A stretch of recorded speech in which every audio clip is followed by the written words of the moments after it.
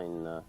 Just recently I had a wildflower show here, and to show all the West Australian wildflowers again, I've been harping over the last 12 months that we can have wildflowers all the year round, and I've exhibited hundreds and hundreds of varieties that flower at this time of the year, but today I'm going to show you briefly, not enough time to show you them all, so we'll show you briefly, condensed, a lot of the varieties that are flowering. So to start off, one that most people would know would be the Star of Bethlehem, but this one isn't the Star of Bethlehem, it's a Calytrix, and possibly can see there from the close-up that it's star-like shape. There are a lot of Calytrixes.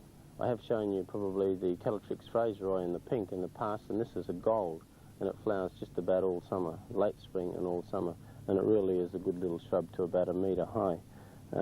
Calytrixes are worthy, but not a lot of people know about them, so I just thought I'd start off on that one. It's a beautiful gold. We've got a lot of yellows and oranges, but a brilliant yellow like that one in summer is a terrific little shrub. It doesn't vase pick because it's a frail flower, and you'd leave that one alone. I also have shown previously some of the Melaleucas. As I've said, the bottle brushes aren't all necessarily callistemons. Most people seem to think of the bottle brushes as callistemons, but a lot of them are Melaleucas and Verticordias. There's no common names for them, but they do have bottle brushes. And this particular one is Melaleuca coccinea. It's a very good one and flowers or spring right through late spring and early summer. It's a terrific little shrub to about 1 metre to 2 metres, and you can give that one a trim after flowering if you want to tidy it up. But Melaleuca coccinea is a good one. It also flowers on the stems and will flower right throughout the state, so there's no problems about any area there, and it will give a nice little show for Melaleuca coccinea. Here's an interesting little one that George Barnard has introduced. It's Melaleuca georgina molloy. It's withered a little bit there with the heat, but it'll give you an idea of the colour of it. And it also flowers on the stems. It's a terrific one. So you don't necessarily have to prune it any time of the year. If you wanted to prune the Melaleucas, you can see from there if they flower on the old wood, you can trim them all the new growth off any time, retaining the old wood. And again, that was the pink flowering Melaleuca georgina molloy. It's just a new introduction, and as I said, it's early summer flowering. Another Melaleuca is Melaleuca striata. Hasn't been shown much in the past. It's a low-growing Melaleuca. Probably would be half a metre high to 1 metre high and 1 metre across. Melaleuca striata. It's a lavender colour, like little bottle brush flowers over the entire bush. That's a terrific little thing.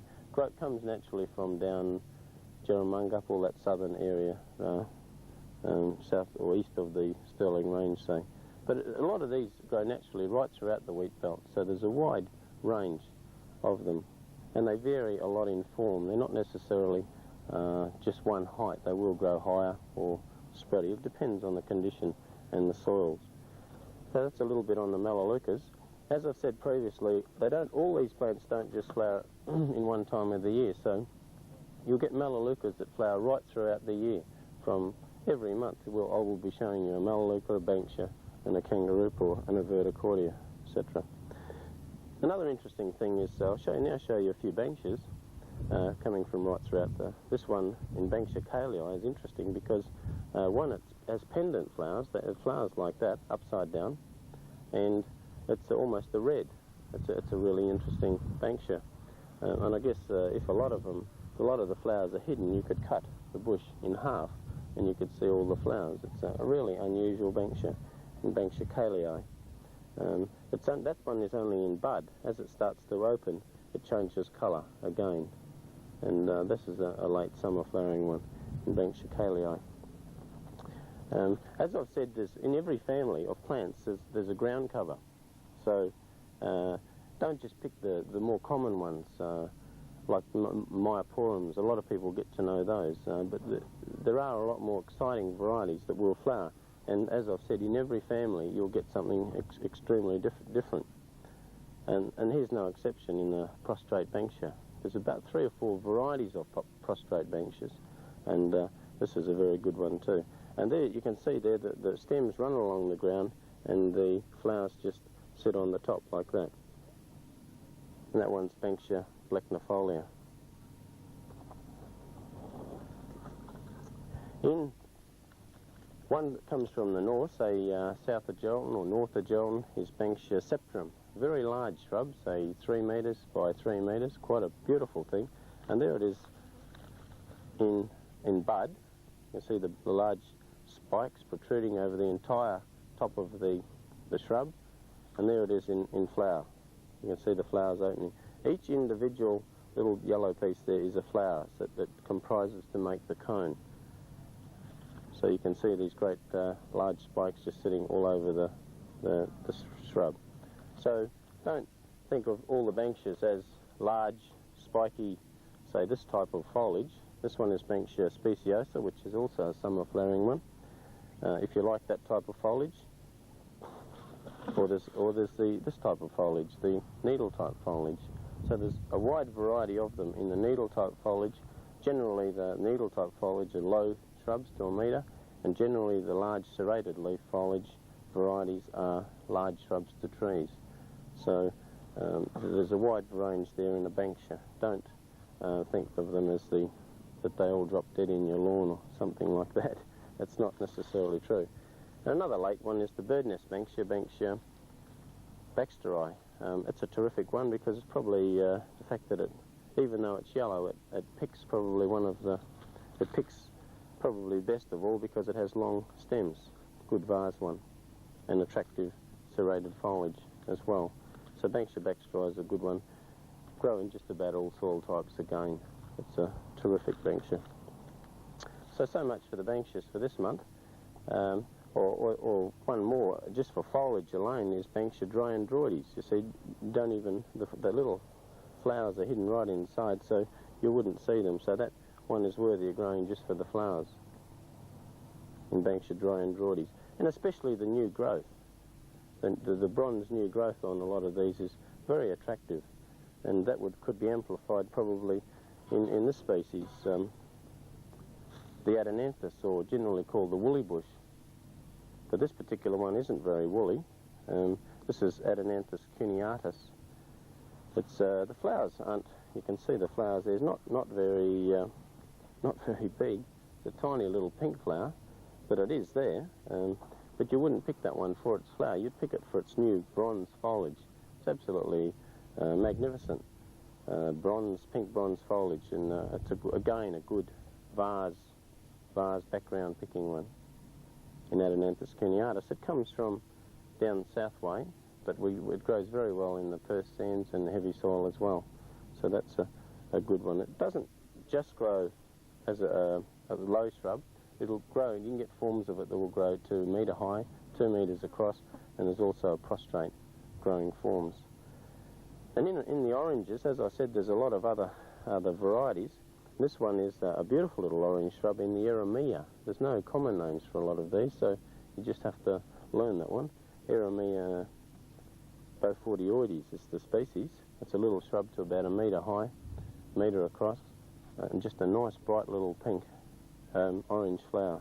And if you've got one of these, don't be dismayed. It comes out with a little bit of a sticky glue to start with, and then the flowers burst out through that. So it's an unusual way that it starts to flower.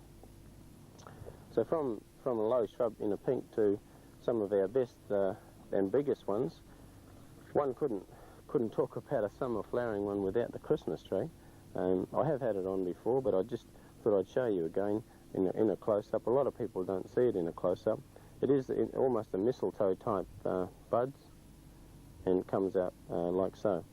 And as I've said previously, with that, you can grow it, and that's the size plant. That's nearly a year-old plant, so that is the size to put it in.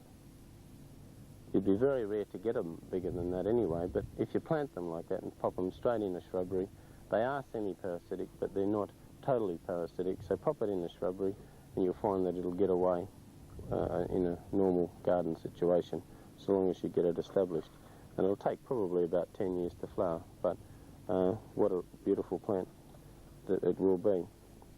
And now on to our famous Verticordias. This one is probably the most well-known, Verticordia nitens. I've picked one plant there to show you. This is, just turn it around to show you this one stem there. That's how big it would be if you let it go at about 4 years. You'd probably get it about that big, and it grows about that high on one stem. Is our true Verticordia nitens, or this one has given us the name of the true orange Morrison Verticordia nitens. Now, if you wanted to dry that, or pieces of it, you'd still have to hang this one upside down, like so.